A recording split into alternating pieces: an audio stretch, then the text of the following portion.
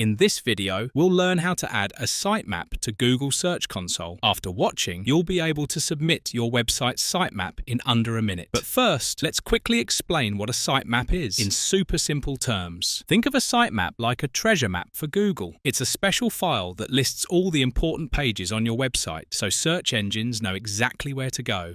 Now, let's get into how to actually submit it. Start by going to Google Search Console, which you can do by searching it into Google. If you're just here to submit your sitemap, I'll assume you've already added your website to Google Search Console and select your website from the list. Once you're inside, click the Sitemaps tab on the left-hand menu. If you haven't submitted anything yet, this section will be empty. Now, go to your website and type /sitemap.xml after your domain name.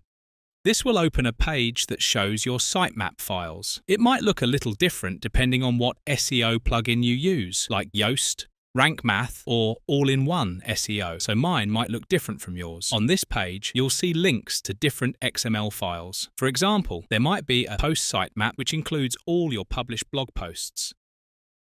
Now, copy the URL link with the sitemap and go back to Google Search Console. Paste it into the box where it says Add a new sitemap, then click Submit. You'll get a message that says it was submitted successfully. Now, click on the sitemap you just submitted. You'll see how many pages it includes, and if it's been crawled by Google yet. You might also see other sitemaps listed, like ones for your pages, categories, or tags. These are called sub-sitemaps and get picked up automatically. If the number of URLs shown here matches what's on your site, that means everything's working. Google has found your content, and that's it. That's how you submit your sitemap to Google Search Console and help your site get discovered faster. If you've got any questions, drop them in the comments, and don't forget to subscribe to Clicky Drip for more easy digital marketing tutorials.